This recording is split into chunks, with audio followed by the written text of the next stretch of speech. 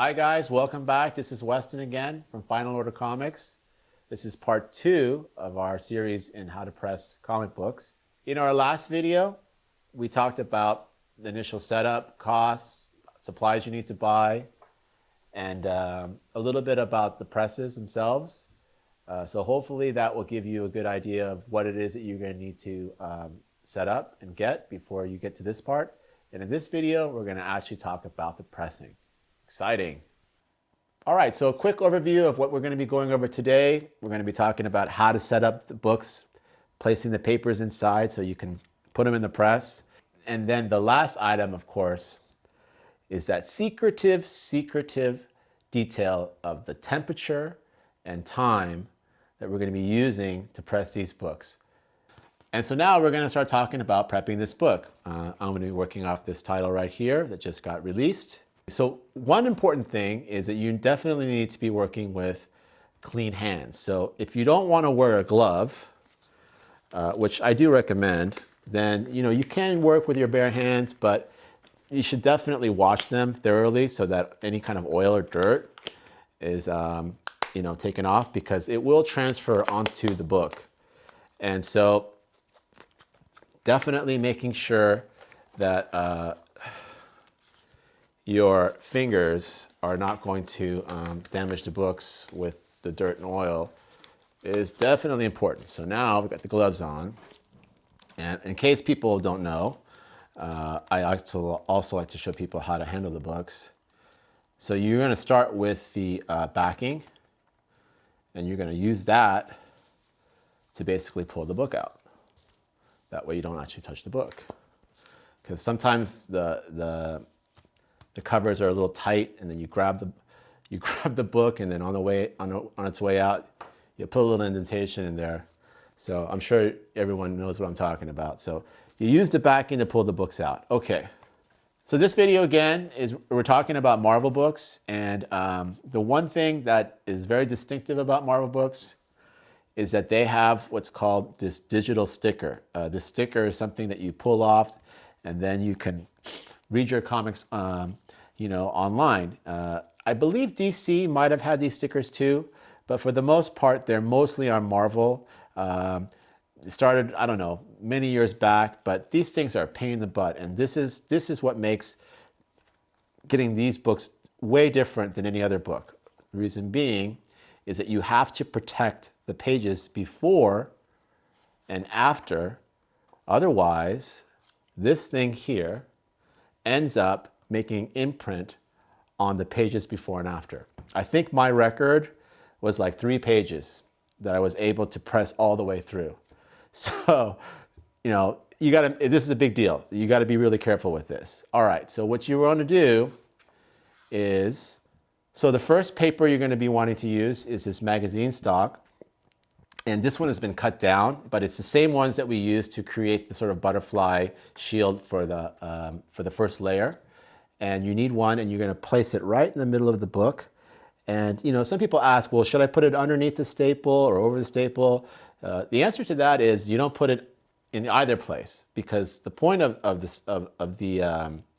this piece of paper is to basically to create space so that your book, the staples of the book, don't press through. So if you were to put this piece of paper under the staple or over the staple, well, guess what? When you press the book, then the other side is going to get pressed.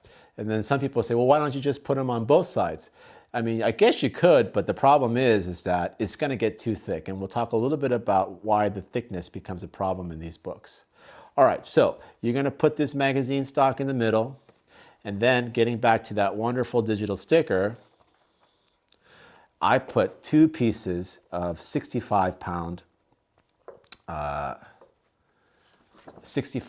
weight sheets in the back, and 2 pieces of 65-pound sheets in the front. So right now, this book is sitting at 5 pages. I'm learning to count. 2, 2, and 1. That's 5. Okay. So as you can see, it's starting to already get a little bulgy, if that's a word, from the thickness of the sheets that you've added. And so then you also need to protect the last page and also the first page. Now you can also put 65 weight paper inside those two additional pages, but what ends up happening is that the spine just gets it's very crowded in there. And I don't know if you can see here, but you can test it out on yourself. What ends up happening is that the spine starts to bulge out to the point where you can't really push the paper all the way to the middle of the spine. The middle pages are okay, and then the other pages in front and back of the digital sticker are okay. But then when you start to add 2 more pages, which is going to be 7 pages total, it doesn't really give it enough space to really be able to push the paper all the way to the edge.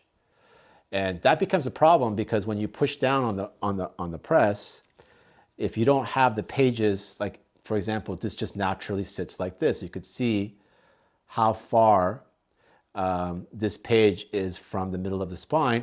And guess what? You're going to create a line that's going to go down the length of that spine because this last page just simply won't sit correctly on the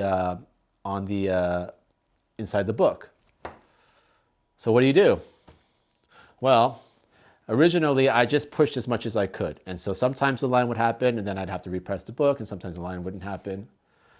Actually, you can just use a regular piece of paper.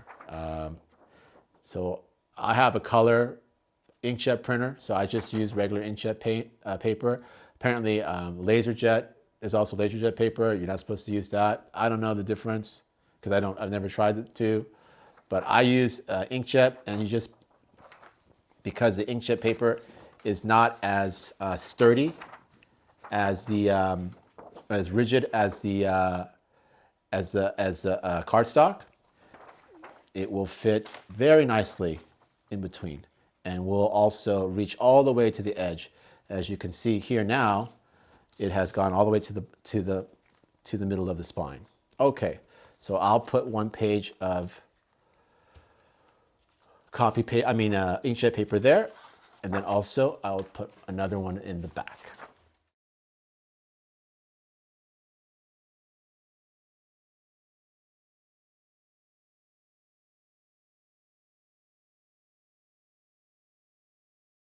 All right, so now that we've got the books ready, we're going to be putting them in the press. All right, so I talked to you guys about this press already. This is a 15 by 12, but I am using 15 by 12 plates. What that means is that it's hanging out. You guys can't see it from this angle, but it's hanging out about 3 inches on this side. Now you may ask yourself, is that good?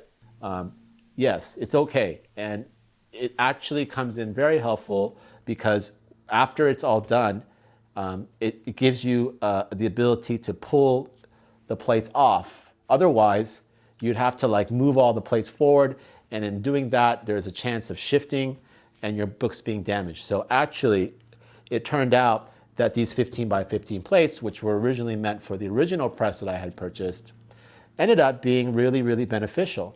And also, I will also mention that I had a really hard time finding 15 by 12 plates that were steel. The only ones I found were aluminum, and we can talk about the aluminum plates a little bit later. But at any rate, this 3-inch difference actually for me is extremely beneficial for taking the plates off and placing them in my storage area so that I can press multiple books. If you're not interested in doing that, then maybe you don't need this. Okay, so now that we have all the books prepped and loaded with the inserts, we're going to start getting the press ready to put the books into. So the first thing, of course, is the plates. It's already centered because it's 15 inches, so I just want to make sure it's centered there. The first page is going to be this magazine cardstock that I've made into a sort of two-fold here. We're going to place that, and obviously the center line with the center line. We're going to put down 1 piece of silicone release paper right there. And then the way the books go, I like to make sure the spine is in the middle of the press. So I just kind of pat that down. And this is another reason why you kind of want to cut the paper, is that if it's too long, it's kind of hard to sort of adjust the paper and make sure that everything is lined up, which it is. We're going to go ahead and press that down.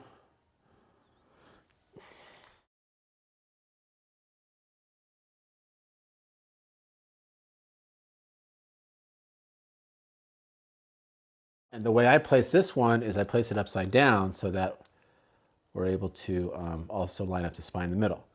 Another piece of silicone newspaper,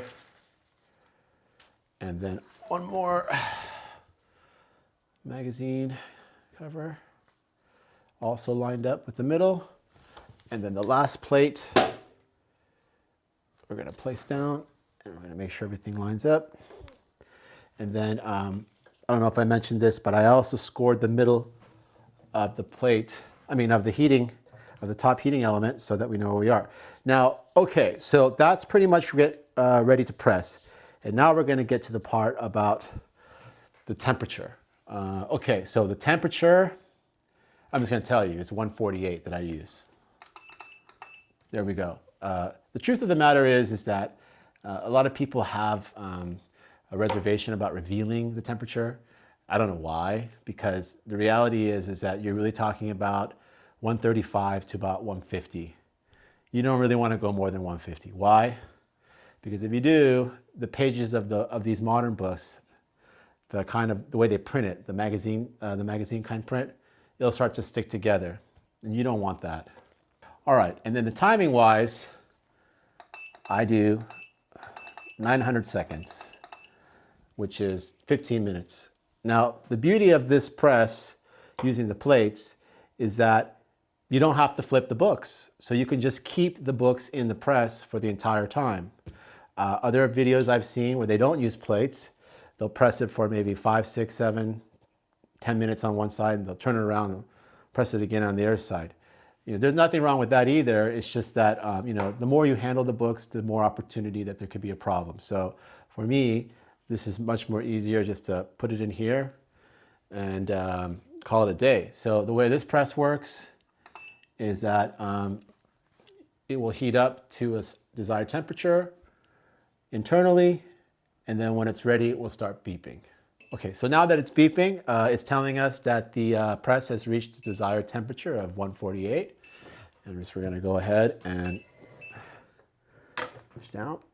Okay, so the amount of pressure you want on the press is really not a lot. It's just a very slight, if you're going to push it down a little bit. And so using the SurePress feature, I'm like at 002. What does that mean? It doesn't mean anything to anybody except for me, because the calibration on this will be specific to my press.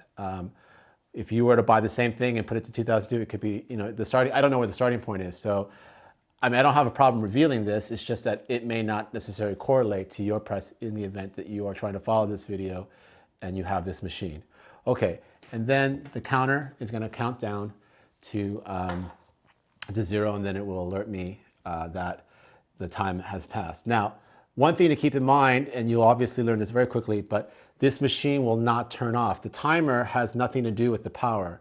So, actually, it doesn't shut off the power. It does turn on the power, but if it counts down to 0, it'll just keep beeping. And if you decide you thought you could leave and come back later, the whole time it will be pressing at 148. So you definitely want to be turning off the machine once the counter has counted down. Okay, so while this is pressing, one of the things maybe what we could talk about is why modern books. So the beginning of the first video, we talked about that these videos were specifically designed to discuss how to press books to be sent off to be graded. And we're talking basically, well, for me, my world is CGC. I'm a big CGC fan, and I'm talking about 9.8s. And the question that may come up is, do you need to press modern books, brand new books, before you send them off to CGC? And the answer is, well, yes, I do. The reason why is that if you look at these books, the way that these books are printed, and it's specifically Marvel books. Well, these types of Marvel books. DC may also have some books like this, but DC also sells a lot of books that are cardstock. Those books don't need to be pressed. So we're only talking about, so in DC world, that would be like if they have an A cover and a B cover, the B cover is typically $1 more. The $1 more B covers, I don't press those books.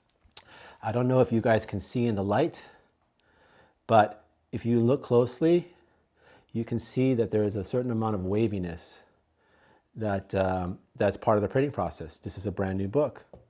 So that's what this press will help. It will help flatten out that waviness and make it much more consistent. And quite frankly, it's a much better looking book. So again, I only really send off books, modern books, to CGC. Why? Because then you don't have to deal with a lot of other potential problems with the books. Like if you send off bronze, silver, or much older books, you know, you're dealing with a book that's, I don't know, 10, 15, 20, 30 years old. And, you know, you might have read it. So you're going to have little, marks that are caused by your fingers when you put pressure on the pages. The corners might have more damage to them. There are a lot of things that can happen to books over time that you don't have to deal with if you're dealing with a modern book. A modern book, you really, at the end of the day, all you really need to do is press it and off you go. So after I discovered that I was going to be purchasing a 15 by 12 press, and I knew that I had 15 by 15 plates which didn't really fit, while I was waiting for the press to show up through the mail, I went off and looked to get 15 by 12 plates, which, I looked all over the place. I couldn't find any steel 15 by 12 plates, but I was able to find aluminum 15 by 12 plates. So this is an aluminum 15 by 12 plate.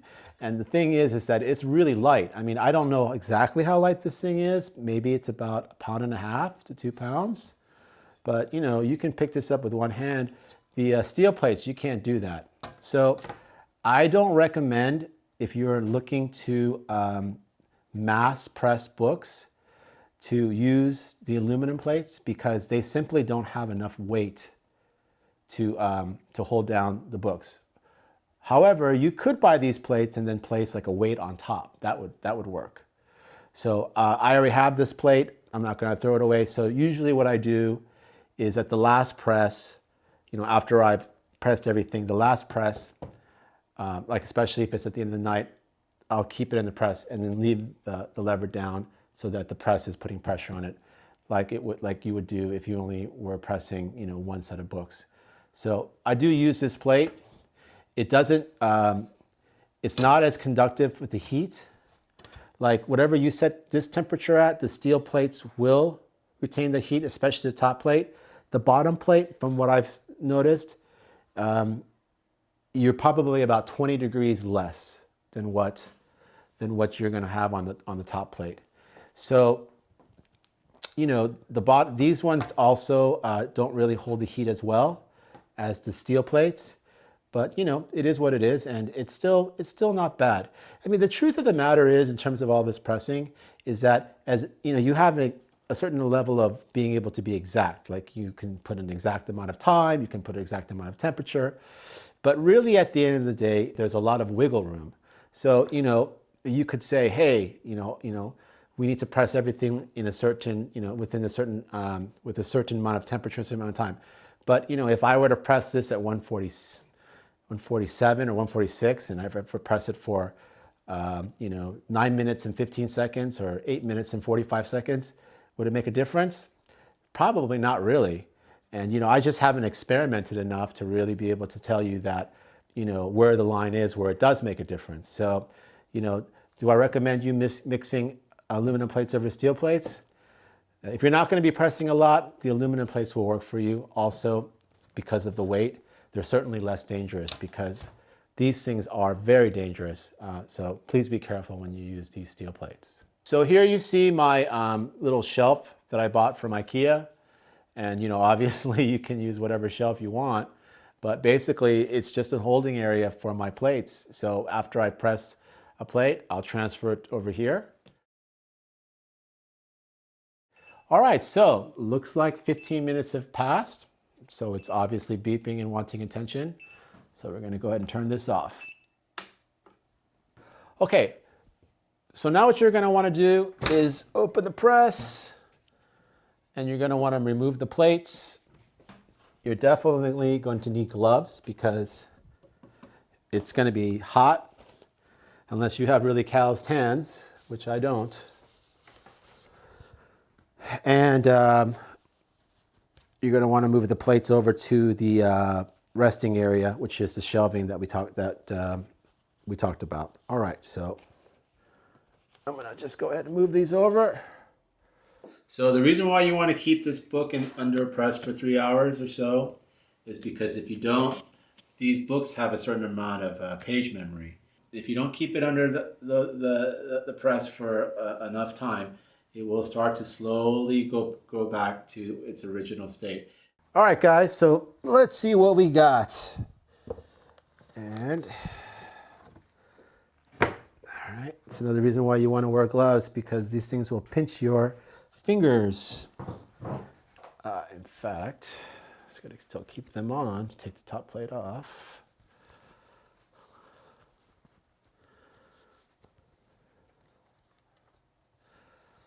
Okay, let's see what we got.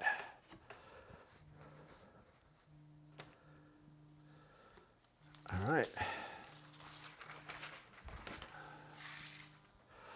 Okay, so we'll start with our Doctor Strange. And rather than, I don't know if you guys can see, but as you can see, it's been straightened out quite a bit. And we'll just compare that with another copy of Doctor Strange that was not pressed.